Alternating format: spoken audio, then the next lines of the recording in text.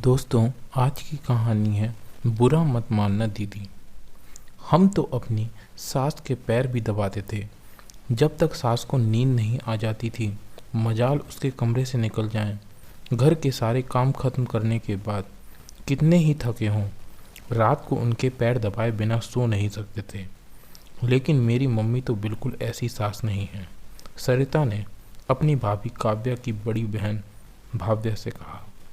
भाव्या और काव्या दोनों को उसके मम्मी पापा ने पढ़ाया लिखाया था। काव्या एक डॉक्टर थी और उसकी बड़ी बहन सिविल सर्विसेज में थी। भाव्या अभी ऑफिस के किसी काम से काव्या के शहर आई हुई थी। वह होटल में ना रुककर अपनी छोटी बहन के पास रुकी थी। किस्मत से उसी दिन काव्या की ननद अपने इलाज के लिए काव्या के पास आ गई थी। काव्या के पति करण भी डॉक्टर ही थे, लेकिन वह अपने घर वालों से ज़्यादा कुछ कहते नहीं थे। काव्या और करण दूसरे शहर में रह रहे थे, इसलिए करण काव्या को कुछ दिन अपने घर वालों की बातों को इग्नोर करने की सलाह देते थे।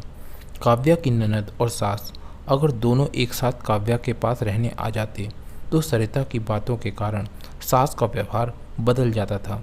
काव्या को नाइट ड्यूटी से आकर भी अपने ससुराल वालों के लिए खाना बनाना पड़ता था।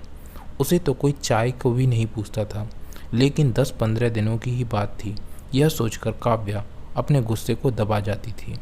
इतना करने के बाद भी काव्या की ननद को लगता था कि उसकी भाभी को उसकी मम्मी ने बहुत छूट दे रखी है। कैसी विडंबना है। लोगों को कामकाजी बहू तो चाहिए, लेकिन उसे सहयोग करने के नाम पर सब पीछे हट जाते हैं।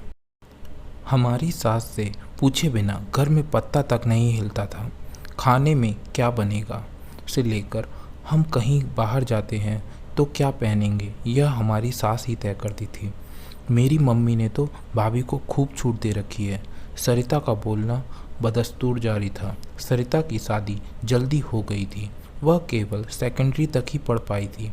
उसकी बातें सही हो सकती थीं, लेकिन अगर उसके साथ गलत हुआ तो ज़रूरी नहीं कि भाभी के साथ भी गलत हो। भाव्या उसकी बातें सुन रही थी, फिर बोली कि मेरी सास तो मेरे लिए चाय नाश्ता तैयार करवा कर रखती है। जैसे ही ऑफिस से लौटती हूँ मुझे बड़े प्यार से खिलाती है।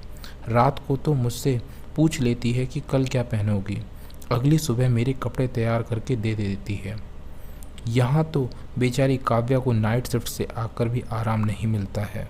काव्या तो अच्छी बहू है जो कुछ नहीं कहती। मैं होती तो दूसरे दिन ही अलग रहने लग जाती। जब बहू कामकाजी लाते हो तो लोगों को यह सोचना चाहिए कि वह घर का काम उतना ही कर पाएगी जितना उनका बेटा ऑफिस से आकर कर सकता है। आपके मम्मी पापा ने आपको इतना डरपोक बनाया तो उसमें कोई क्या कर सकता है। मेरे मम्मी पापा ने तो हम दोनों बहनों को आत्मनिर्भर बनाया है ताकि हम स्वाभिमान से जी सकें, भाव्या ने सरिता को कहा। सरिता मुंह फुलाकर वहाँ से जा चुकी थी। दोनों की बातें सुन रही काव्या मंद मंद मुस्कुरा रही थी।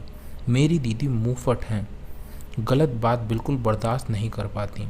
उनकी बात का बुरा मत मानना दीदी, काव्या ने सरिता को कहा। दोस्तों, आपको ये कहानी कैसी लगी कमेंट सेक्शन में ज़रूर बताइए। अगर कहानी अच्छी लगी हो तो वीडियो को लाइक और शेयर कीजिए और ऐसी ही कहानियाँ और पाने के लिए चैनल को सब्सक्राइब कीजिए और बेल आइकन को दबा के ऑल पर सेट करना मत भूलिएगा। तो फिर मिलते हैं नेक्स्ट वीडियो में। Till then take care and keep smiling. Bye bye.